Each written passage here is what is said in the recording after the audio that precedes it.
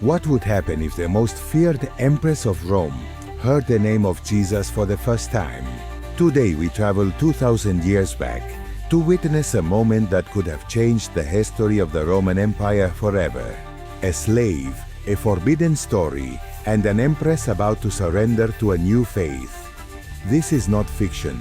This is Messalina and Jesus, the dialogue that Rome tried to erase. And what you are going to see, you will never forget.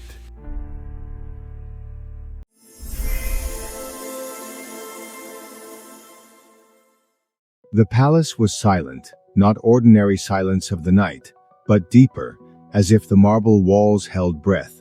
The torches burned without dancing, the heavy curtains barely moved, and the sky over Rome, covered with low clouds, seemed not to allow the moon to interfere. Messalina was alone, reclining on her silk bed, covered in white linen robes, embroidered in gold, her eyes blue. Deep and icy, like the winter sea, they remained open-fixed on the ceiling, painted with gods who no longer spoke to him. He was only 23 years old, but he carried the pleasures and traditions of generations. There were no wrinkles on her skin, but there was history. There was no blood in his mouth, but there were secrets. That night she did not think of Claudius, her husband, nor of the senators who desired her, nor of the enemies who feared her name. I was thinking something denser, newer. A restlessness born not of power or ambition, but of a void that even glory had been able to fill. Then he heard the soft footsteps measured like drops of water on stone. He didn't turn. He already knew who he was. Libya called. It doesn't dominate, I can't. Sleep Messalina rose slightly, revealing her goddess silhouette in the gloom. You're not insomniacs? Libya lowered her head. Her braided hair was pulled back with a simplicity that contrasted with the richness of the walls around her in her eyes. A strange light shone. Neither fear nor guilt. Something different, a soft firmness, almost invisible.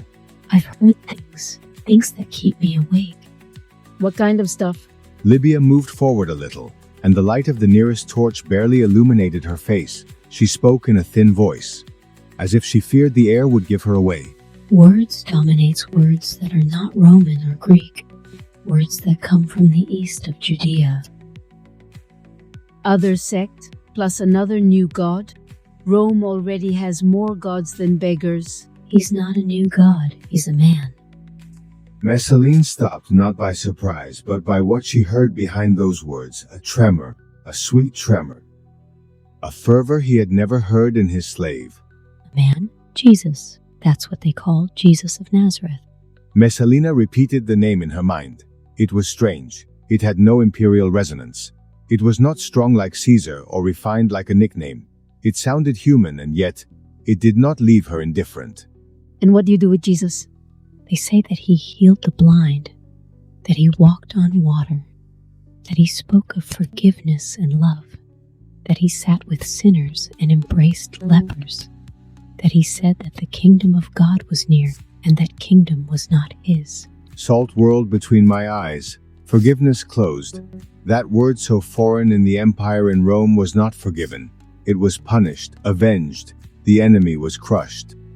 Who was this man who spoke of forgiveness as if it were a possible act? What happened to him? They killed him, crucified him like a thief. So what? He appeared to his followers, who told them not to be afraid. They say he came back, that he rose from the tomb on the third day. Messalina under his gaze. His wine glass was full. He had not touched it. And you believe that, don't you? I know if I believe it. But when I hear it, something awakens in me, as if those words were not new, as if they belonged to me. Messalina rose from the bed, walked barefoot on the cold marble. His figure moved like a white shadow between columns and statues. He stopped in front of one of Venus, the goddess of love, sculpted to perfection, but with empty eyes. And what would you say about Jesus of me? Libya did not answer immediately. The question was not light.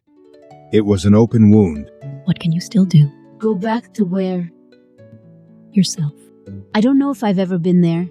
Messalina returned to the bed, sat up, her hands covered with rings, trembling slightly. What is he looking for? He doesn't look for temples and coins and power. He looks for the heart. The heart.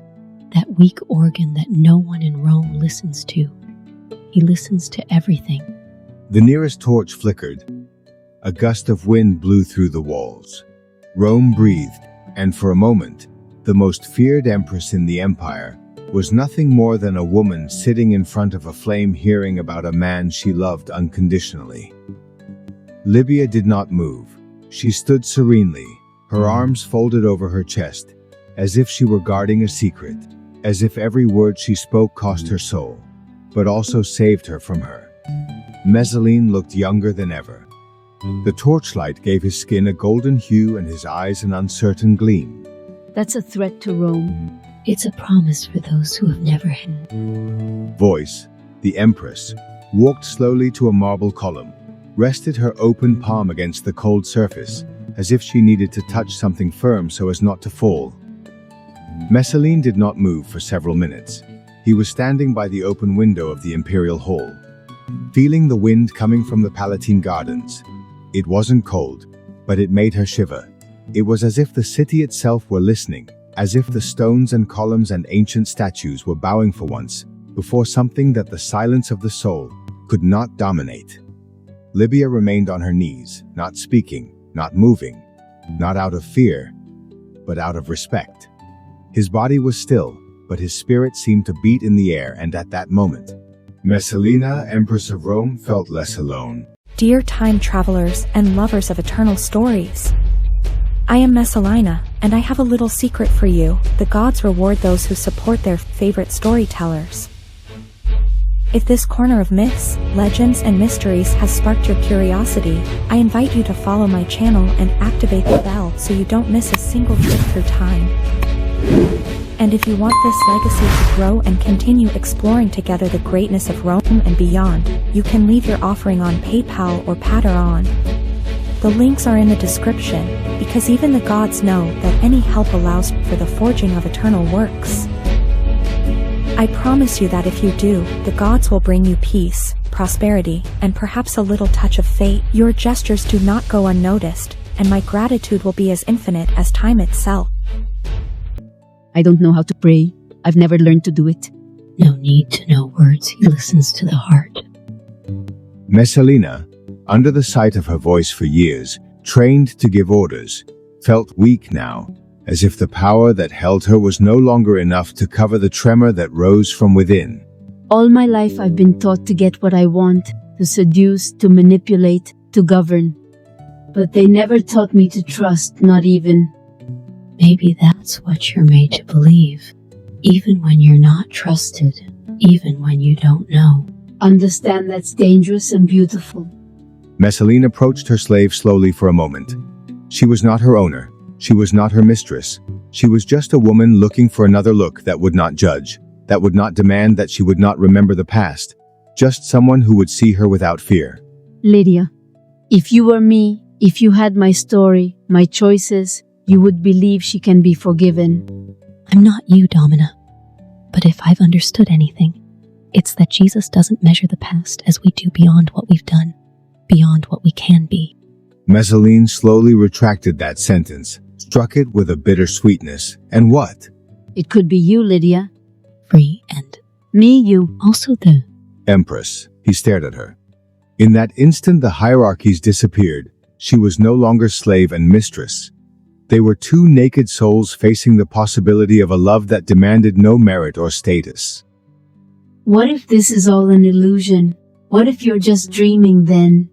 It is the most beautiful dream I have known, and one for which it is worth living, even dying. A moonbeam broke the cloud cover. Its light came through the large window and bathed both women.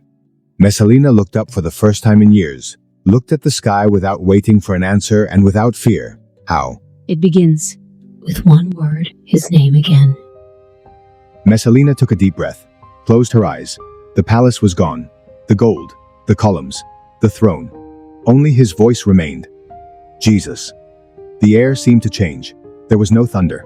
No angel appeared, but something deep in his chest broke.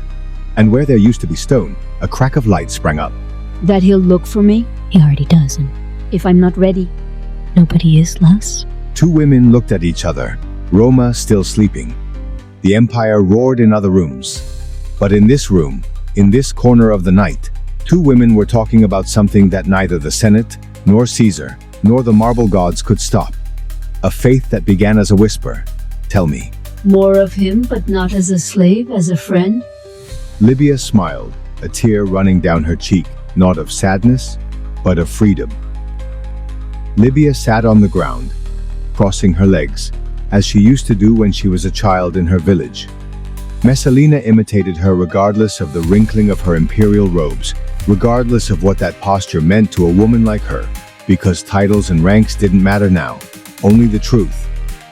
What? He said of those who are afraid. He said, "Do not be afraid. I am with you every day until the end of the world." The divine Empress, that simple, direct sentence, pierced his soul like an invisible spear. How many times had he slept in fear? How many times had he smiled in public while falling apart inside? And Those who betrayed him that he told them. Peter, who denied it 3 times, looked at him with compassion and restored it to Judas. She offered him love until the end, although he could not receive it. Love till the end.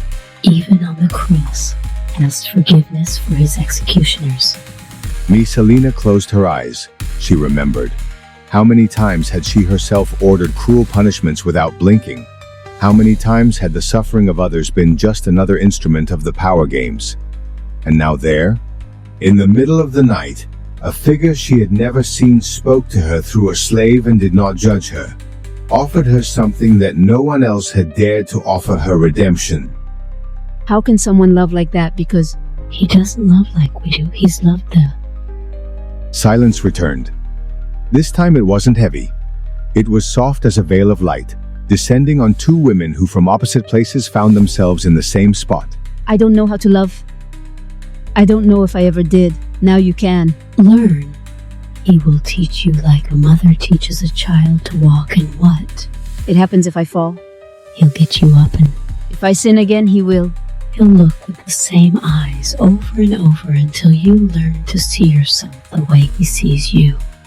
The Empress rose slowly. He walked to the bronze mirror.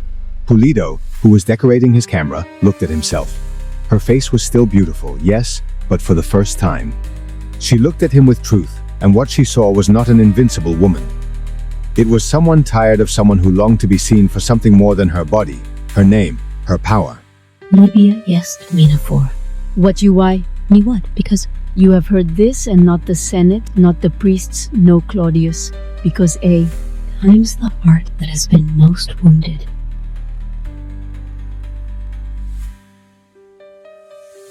Slowly, then without warning, he hugged her. It was a clumsy gesture at first, as if his arms didn't quite know what to do. But it soon became real, strong. A hug without rank, without chains. Libya circled her carefully. No words, he told himself during those seconds, because sometimes the soul only needs silence to understand. thank you. Not me, him. Messalina separated, discreetly wiping away a tear that Lydia would never have allowed to go out in public. What we have said here cannot be known. I get it, don't I? Because I deny it, but because I'm not ready to defend it yet. Jesus didn't ask to be defended either, just to know him. The Empress sat down once more, but this time with a peace she had never felt. He didn't have all the answers. He didn't even know what his next move would be. But for the first time in her life, she felt that she was not alone, that someone beyond the marble, beyond the empire, knew her and still loved her. Tell me more. Tell me everything you remember. Libya settled near her with a soft voice like a mother telling her daughter an otherworldly story. And so in the most powerful room in the entire known world while Rome slept, two women, a slave and an empress. They shared the story of a man who did not seek thrones but hearts, a man who died so they could all live, a man named Jesus.